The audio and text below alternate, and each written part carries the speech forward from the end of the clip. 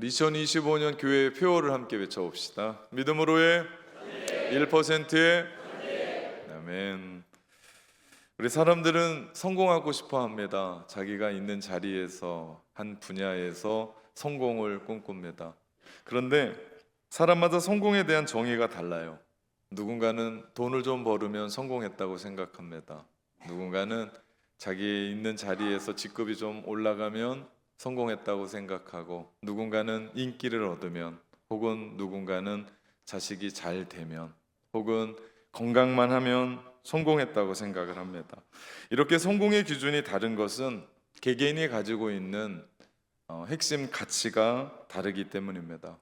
핵심 가치는 핵심이 되는 가치예요. 중심이 되는 가치, 영어로 코어 밸류라고 이야기합니다. 여러분이 가지고 있는 핵심 가치가 무엇입니까? 무엇 때문에 이렇게 사십니까? 무엇 때문에 이렇게 노력을 합니까? 그 핵심 가치가 결국 나를 행동하게 하고, 그 일을 왜 하려고 하는지 목표를 설정하게 하고, 어떻게 할 것인지에 대한 방향을 이야기하고, 결국은 무엇 때문에 이것을 하는지, 왜 하는지 그것을 결정하며, 결국 핵심 가치는 그 한 사람의 사명이기도 합니다. 우리는 세상을 살아가면서 수많은 것들을 선택해요.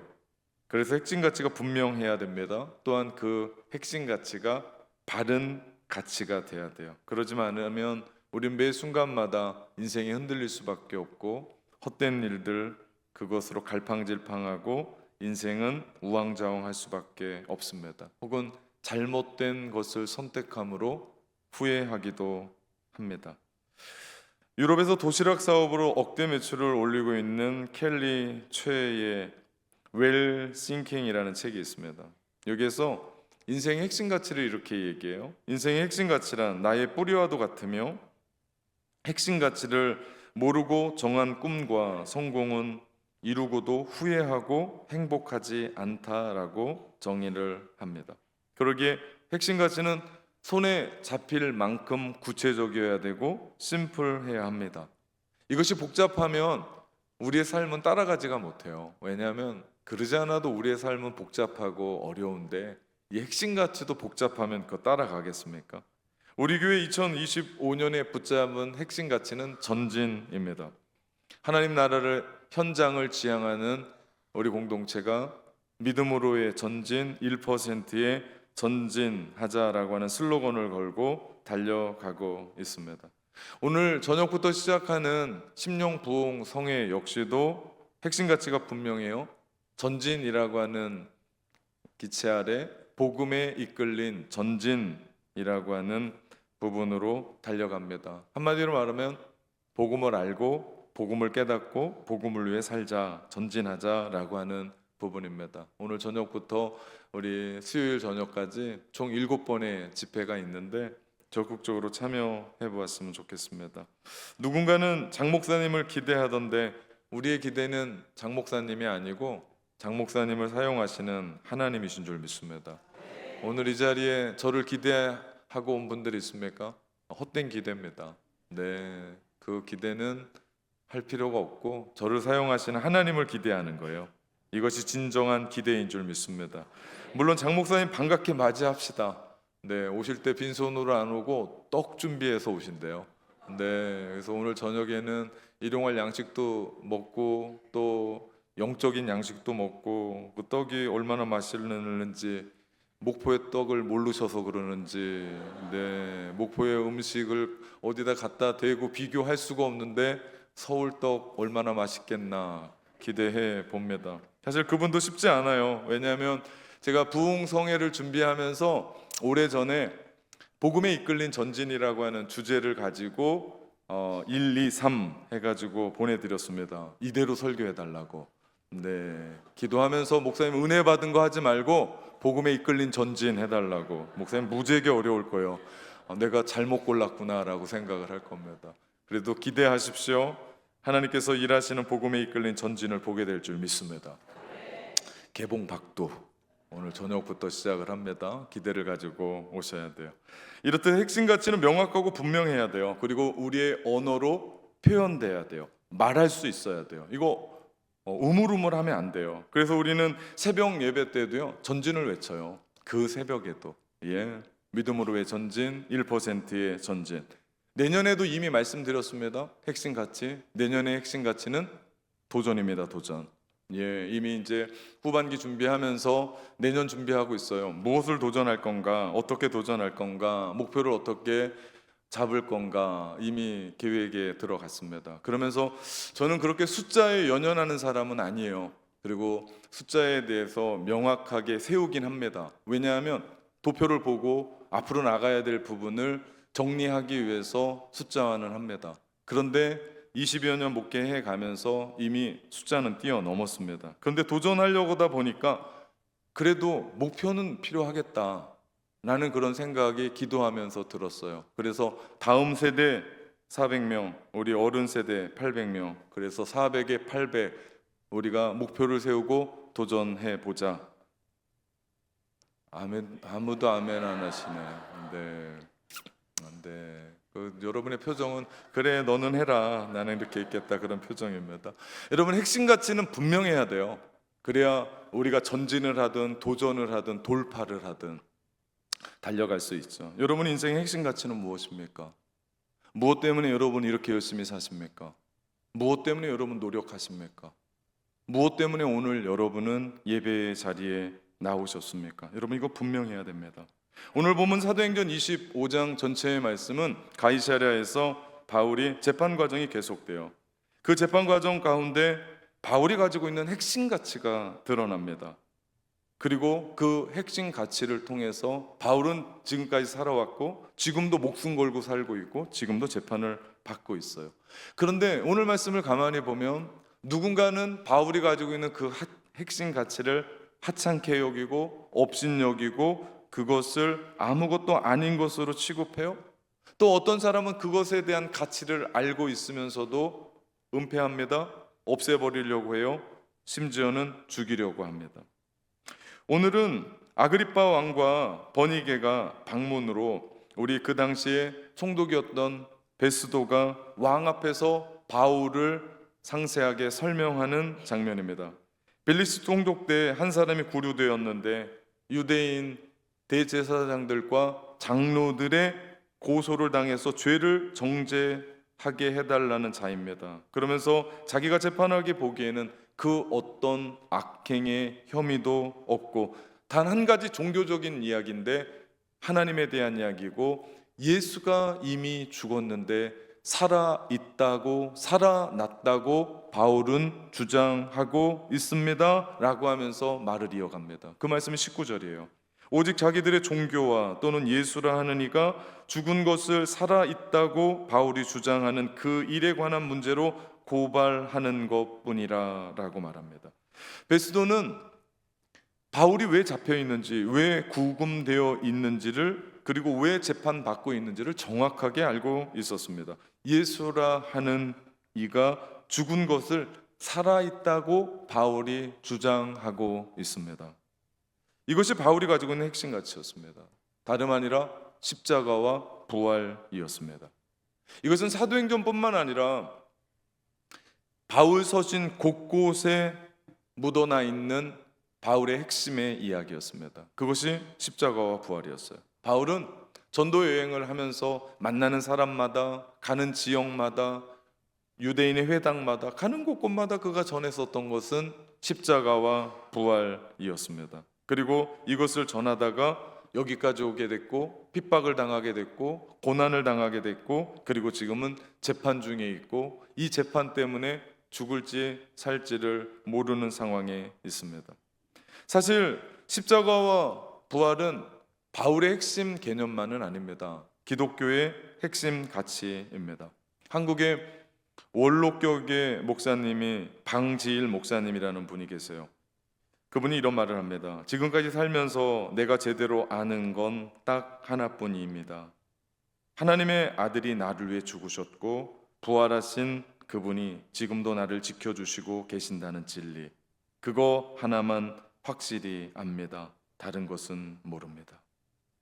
한국을 대표하는 지성인이고 한국을 대표하는 원로 목사님이고 책도 많이 쓰신 분이 한국교회와 한국 성도들에게 전하고 싶은 말이 한두 가지겠습니까? 근데 이분은 얘기합니다. 십자가와 부활만 알고 십자가와 부활만 전합니다. 그렇습니다. 우리도 십자가와 부활, 주님만을 알고 주님만을 믿고 주님만을 사랑하면서 살아가야 돼요. 여러분, 교회 다니면서 십자가와 부활 모르고 교회 시스템 알고 교회가 어떻게 돌아가는 줄 알고 교회가 이번 달 또 무슨 달 되면 이런 거 할 줄 아는 건 아무런 소용이 없어요. 십자가와 부활 모르고 교회에서 직분이 올라가고 또 내가 어떤 일들을 거대하게 하는 모든 것들 남는 건 아무것도 없습니다. 십자가와 부활 모르면 그 모든 건 아무것도 아니에요. 그런데 우리가 예수 그리스도의 십자가와 부활을 알고 그것을 확실히 믿고 그것을 확실히 사랑하고 그것을 확실히 붙잡게 되면 모든 것을 다 붙잡는 줄 믿습니다. 이거 모르면 끝이에요. 이거 모르면 교회 다니는 것도 나중에 우리 곳곳에서 호흡이 끝날 때도 아무것도 남지가 않아요. 그러나 십자가와 부활 붙잡으면 우리는 모든 것을 다 붙잡는 것이다. 그렇다면 십자가와 부활은 무엇입니까? 이것이 명확해야 돼요? 이거 흔들리면 안 돼요? 우물쭈물하면 안 돼요? 여러분, 누군가가 여러분에게 십자가와 부활이 무엇입니까? 라고 물으면 여러분 분명하게 당당하게 대답할 수 있어야 되는 줄 믿습니다. 사실 십자가 없는 기독교는 생각할 수가 없어요.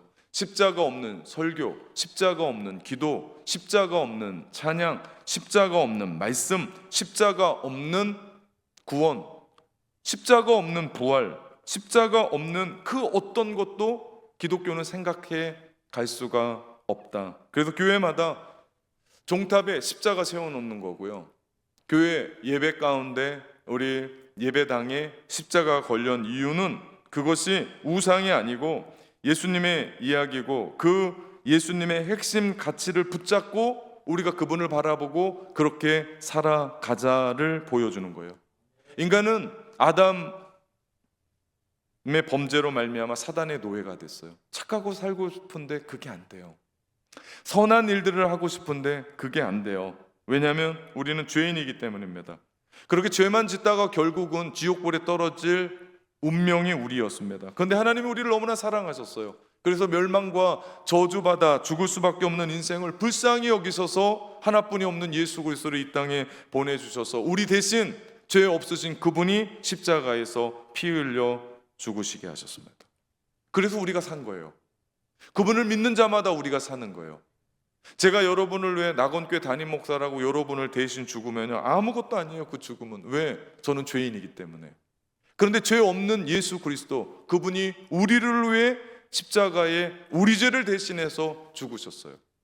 그렇기 때문에 우리는 십자가를 볼 때마다 두 가지를 생각해야 돼요. 하나는 나를 너무나 사랑하셔서 우리 죄를 지고 우리 대신 죽으신 하나님의 사랑.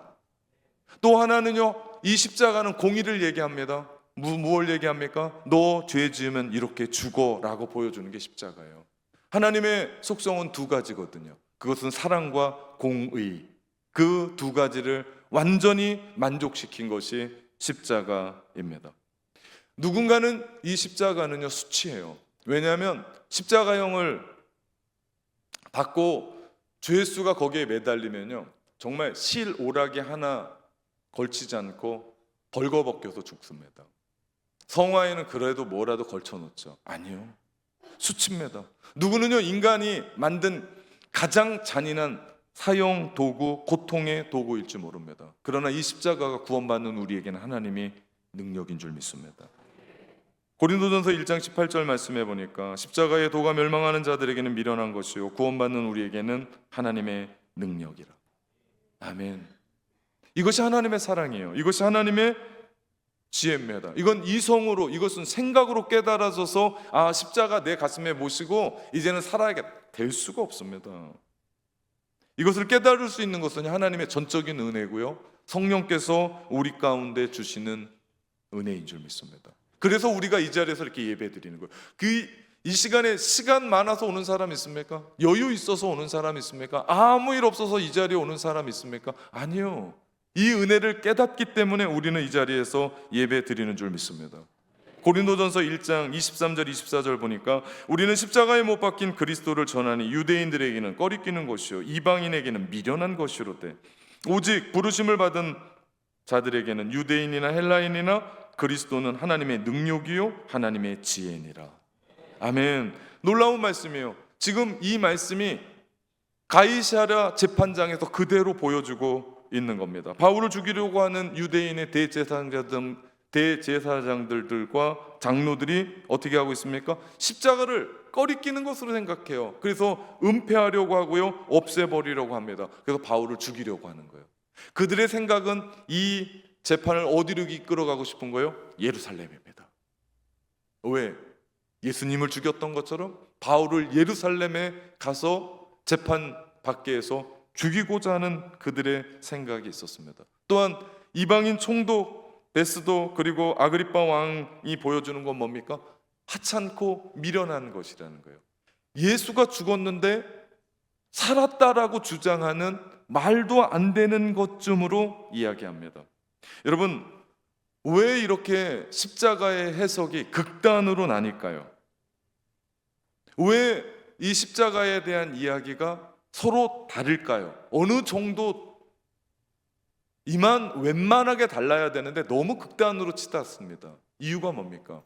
이유는 한 가지입니다. 이건 십자가를 몰라서가 아니고 내가 누구인지를 모르기 때문이에요. 내가 죄인 중에 죄인이고 나는 죄 때문에 죽을 수밖에 없다. 옷은 더러우면 세탁기에 빠르면 돼요. 그릇은 더러우면 설거지하면 돼요. 그런데 우리의 영혼은, 더럽게 된 우리의 영혼은, 죄 때문에 더럽게 된 이 영혼은 어떻게 구원받아야 되는지에 대한 심각한 고민을 하게 되면 우리에게 필요한 분은 예수 그리스도. 내가 누구인지를 아는 건 신앙의 기초입니다. 신앙의 입문은 교회 나오는 게 아니에요. 신앙의 입문은 하나님 내가 누굽니까? 이건 철학자의 고민이 아니에요. 하나님 내가 누굽니까? 나는 어떤 사람입니까? 그러면 우리에게 반드시 필요한 것은 십자가입니다. 왜냐하면 우리는 태어날 때부터 죄인이었습니다. 죄인은요, 죄인이기 때문에 죄를 짓는 거예요. 우리가 죄를 지었기 때문에 죄인이 아니라 죄인이기 때문에 죄를 지어요. 죄인이 할 수 있는 것은 고작 열심히 죄 짓는 일밖에 없어요. 그러니 하나님을 알 수가 없습니다. 하나님을 알 수가 없으니 하나님이 말씀하시는 사랑하지 못하죠. 생각할 수도 없는 사랑을 어떻게 합니까? 그런데 예수 그리스도의 십자가로 말미암아 죄인을 향하신 하나님의 사랑을 비로소 깨닫게 될 때 이것이 하나님의 사랑이죠. 이것이 하나님의 은혜죠. 이것이 십자가가 우리 가운데 주시는 신비입니다. 그러면요, 우리는 그 사랑을 알게 됩니다. 내가 멸망받아 죽을 수밖에 없는 죄인이었구나. 내가 아무것도 아니구나. 돈 조금 있고 힘 좀 쓰고 뭔가 사람들이 괜찮다라고 얘기하는 지위에 있고 위치에 있는 게 문제가 아니고 내가 하나님 앞에 절대자 앞에 서서 내가 누구인지를 깨닫게 될 때, 아, 내가 죽어 마땅한 사람이구나. 나는 이미 사형 선고를 받은 그런 사람이구나. 그런데 하나님이 나를 불쌍히 여겨주셔서 독생자 우리 가운데 보내주셔서 나를 살리셨구나. 그럴 때만 비로소 십자가가 보입니다. 다를 때는 십자가가 보이지 않아요. 십자가를 알 수가 없습니다. 근데 내가 누구인지를 깨닫게 될 때 비로소 우리의 눈에선 비늘이 떨어지고 그 십자가가 나의 십자가가 되는 줄 믿습니다. 그분이 율법의 저주를 우리 대신 지고 십자가에서 피 흘려 돌아가셨습니다. 원래 나의 자리였어요. 대신 그분이 진 거예요. 죄 없어진 그분이 대신 진 거지, 그분이 죄가 있어서 진 것도 아니고 그분이 어떤 역할을 하기 위해 진 게 아니라 나 때문에 진 겁니다. 내가 죽어야 마땅할 자리죠. 그러나 하나님 우리를 너무나 사랑하셔서 누구든지 십자가에서 죽으신 예수 그리스도를 믿기만 하면 구원을 얻게 되는 줄 믿습니다. 다른 거 주시지 않으셨어요.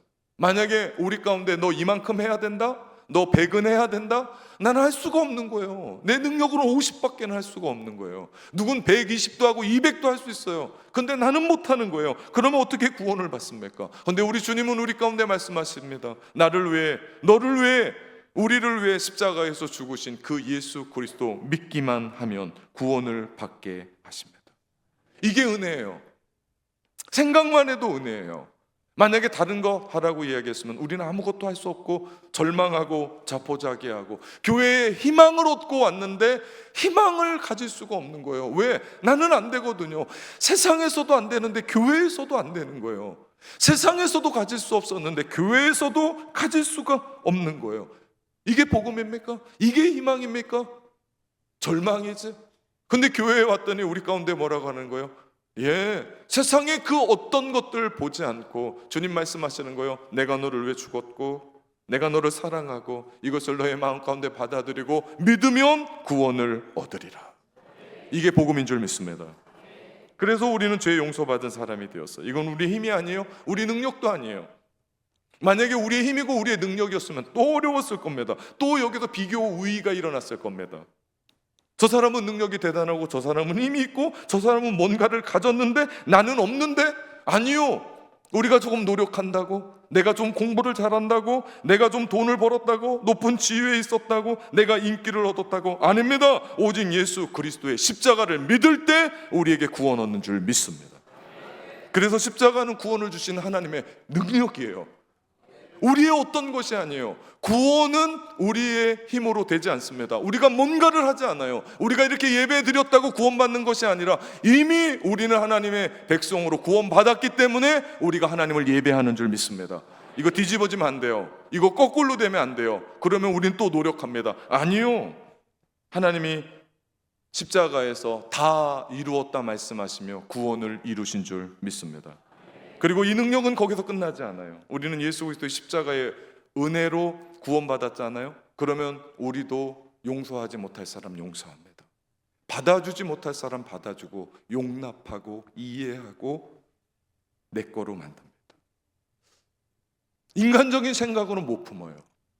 인간적인 생각으로는 그 사람은 내쳐야 됩니다. 사랑? 아니요, 못합니다.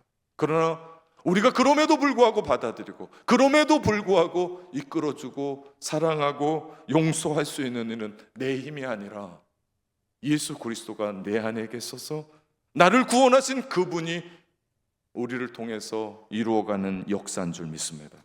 영국의 신학자 리더포드는 이런 말을 합니다. 새는 날개가 무겁지만 그 날개 때문에 먼 곳까지 날아갈 수 있으며 배는 돛이 무겁지만 그 돛 때문에 먼 바다까지 항해할 수 있다. 이처럼 성도는 십자가가 무겁지만 그 십자가 때문에 성도는 천국을 향해 전진할 수 있다. 그래서 우리는 십자가 자랑합니다. 아프고 처절하고 어렵지만 우리는 그 십자가 자랑합니다. 이 십자가가 그렇게 끝나지 않아요. 십자가는 반전이 있었습니다. 그것이 바로 부활입니다. 이 부활은요, 십자가에서 우리 가운데 약속했던 그 모든 풍성한 약속들이 진짜다, 사실이라는 것을 보여주는 증명이에요. 만약에 부활이 없다면요, 기독교는 삼류, 심파극입니다. 처절하게 고생만 하다 죽어버려요. 아무것도 남는 게 없어요. 그러나 우리 주님이 죄와 사망의 권세를 이기시고 살아나셨습니다. 그 예수 그리스도의 십자가뿐만 아니라 부활을 믿는 우리도 주님처럼 부활할 줄 믿습니다. 주님은 우리에게 묻습니다. 요한복음 11장 25절 26절 예수께서 이르시되 나는 부활이요 생명이니 나를 믿는 자는 죽어도 살겠고 무릇 살아서 나를 믿는 자는 영원히 죽지 아니하리니 이것을 내가 믿느냐. 우리에게 물으세요. 이 말씀은요, 배경이 예수님이 마르다에게 질문하신 겁니다.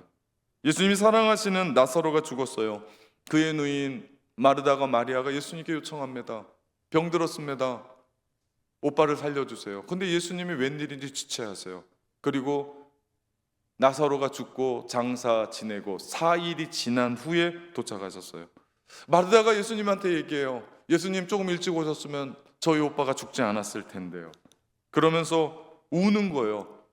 예수님 마음이 너무 안타까우셨어요. 그래서 마르다에게 묻는 거예요. 오빠가 살아날 줄 믿느냐? 그랬더니 마르다는 먼 훗날에 예수님이 다시 살려주실 때 부활하실 줄을 내가 믿습니다라고 얘기해요. 그런데 주님이 말씀하신 건 지금이에요. 오늘이에요. 여기서 너의 오빠 나사로가 살아날 줄 믿느냐라고 말씀하시며 4일 지나서 시체 썩은 냄새가 나는 나사로를 향하여 외치시는 거예요. 나사로야 나오라. 그러면서 주님은 나사로를 살려주십니다. 이것이 부활이에요. 인간적으로는 다 끝난 거예요. 죽음은 모든 것을 다 끝내요. 그래서 장례식에 한없이 우는 거예요. 어떻게 할 수 없기 때문에 우는 거예요. 그런데 그 죽음의 권세를 뚫고 이기신, 사망의 권세를 이기신 예수 그리스도, 그분이 우리를 죽었던 그 자리에서 살리시는 줄 믿습니다. 여러분이 가지고 있는 그 어떤 것 가지고 죽음을 이길 수 있는 게 있습니까? 만약에 있으면 이 자리에 오지 않았을 겁니다. 아무것도 없어요. 죽음을 이길 수 있는 건 아무것도 없습니다. 죄와 사망의 권세를 이기신 예수 그리스도의 그 부활의 능력, 그것이 우리로 하여금 죽음을 이기게 하는 줄 믿습니다. 우리가 예수님을 믿을 때 십자가의 은혜도 경험하지만 십자가의 은혜가 사실임을 증명하는 부활도 우리 가운데 능력으로 그대로 임하는 줄 믿습니다. 그렇기 때문에 우리는 오늘을 사는 우리는요, 부활신앙으로 살아가는 겁니다. 그렇다면 부활신앙으로 산다는 것이 무엇입니까? 한국의 CCC 대학생 선교회를 만든 고 김중곤 목사님이 계십니다. 그분이 신암분이에요. 그분이 이런 얘기를 합니다. 참 엄청난 좋은 말씀을 하시는데 이런 말씀을 하세요. 종은 울릴 때까지 종이 아니다. 노래는 부를 때까지 노래가 아니다. 사랑은 사랑할 때까지 사랑이 아니다. 축복은 감사할 때까지 축복이 아니다. 부활신앙이 뭡니까? 부활신앙은요, 나의 죄 때문에 십자가에서 죽으신 예수 그리스도께서 사망 권세를 이기시고 다시 사셨음을 믿는 겁니다. 또한 이 예수의 역사적인 부활을 믿는 자로 나도 언제 죽든지 다시 살아나 주님이 약속하신 영원한 나라에 거하며 영생을 누리게 될 것을 믿는 것입니다. 이것이 부활신앙이에요.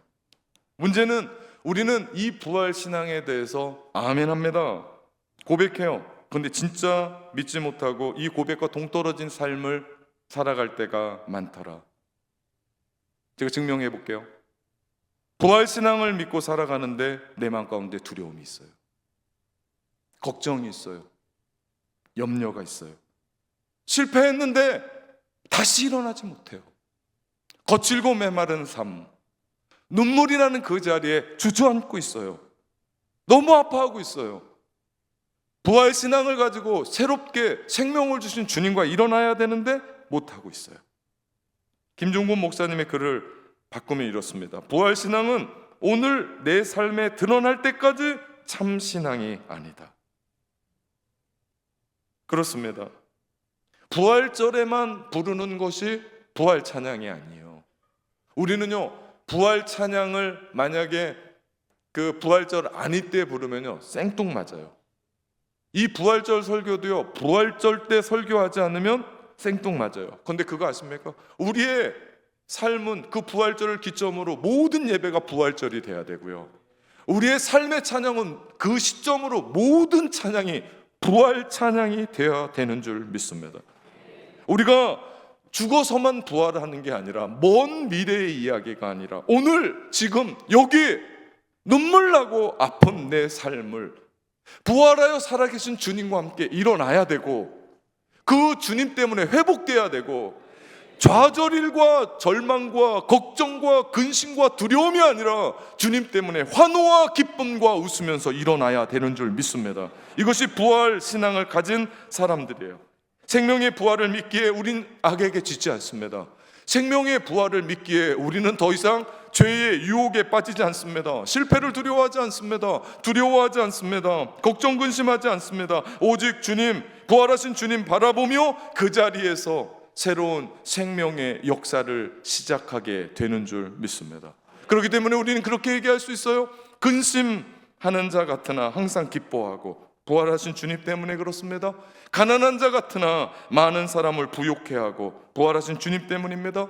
아무것도 없는 것 같으나 모든 것을 가진 자로다. 누굽니까? 부활하신 주님 때문입니다. 약한 것 같으나 강한 자로, 실패한 것 같으나 승리자로, 절망한 것 같으나 희망을 가진 자로, 당당히 서서 나아가는 사람, 부활하신 주님을 믿고 부활 신앙을 가지고 오늘을 지금을 사는 사람인 줄 믿습니다. 빈센트 반 고흐의 작품인 씨 뿌리는 사람에 등장하는 농부, 거친 들판에 씨앗을 뿌리고 있습니다. 어떻게 될지 모르는 저 자리에 씨앗을 뿌리는 농부. 우리 인생이 저렇지 않습니까? 메마른 땅에 희망은 보이지 않고 미래는 보이지 않고 눈물은 앞을 가리고 어디에서부터 어떻게 다시 시작할 수 없지만, 모르지만 부활하신 주님과 함께 부활의 신앙을 가지고 거친 나의 인생에 희망의 씨앗을 뿌릴 때, 우리 역시도 메마른 땅 눈물 나는 그 삶에 그 복음의 씨앗을 뿌릴 때 오늘을 부활의 신앙으로 살아가게 될 줄 믿습니다. 다름 아니라 반 고흐가 그린 씨 뿌리는 사람이 바울이었음을 보게 됩니다. 아무것도 없는 척박한 땅에 예수 그리스도 모르는 그 사람들에게 누구를 만나든 십자가와 부활을 전하고, 누구의 가정에 들어가든 십자가와 부활을 전하고, 지역을 가고 마을을 가고 나라를 가고, 그럴 때 사람을 살리고 가정을 살리고 한 지역을 살리고 한 나라를 뒤엎는 역사가 일어났습니다. 로마가 복음으로 뒤집었어요. 그런데 이게 어떤 일입니까? 바울은 로마에서 참수형을 당합니다. 더 놀라운 건 바울은 로마의 시민권자였습니다. 그런데 그가 가지고 있는 핵심 가치를 통해서 그는 천국의 시민권자가 됩니다. 더 놀라운 건 2000년 전에 그렇게 살았던 한 사람의 이야기가 2025년 6월 22일 11시 대예배 때 목포의 한 교회에서 우리에게 화자되고 있다는 사실입니다. 여러분, 이제 우리가 어떻게 살아야겠습니까? 어떤 핵심 가치를 붙잡고 여러분의 남은 인생을 사시겠습니까? 복음, 십자가와 부활을 붙들고 삽시다. 그 핵심 가치로 먼 미래의 이야기가 아니라 오늘 바로 지금 여기에 십자가의 부활로 살아갑시다. 그래서 오늘을 살리고 오늘을 긍정하고 오늘을 웃고 오늘을 일으키며 오늘을 회복하며 오늘을 복되게 살아갑시다. 그렇게 주를 위해 살고, 그렇게 주를 위해 공부하고, 그렇게 주를 위해 회사 다니고 사업하고, 그렇게 주를 위해 봉사하고, 그렇게 주님의 뜻대로 살고 주님을 위해 돈 벌고 주님을 위해 위대한 일 계획하며 살아나갈 때 부활하신 주님께서 여러분과 늘 함께 하실 줄 믿습니다. 그렇게 십자가와 부활로 오늘을 살아가는 믿음의 성도들, 그렇게 십자가와 부활로 전진하는 낙원의 공동체 되기를 주님의 이름으로 축원합니다. 사랑하는 성도 여러분, 담대하게 기도합니다.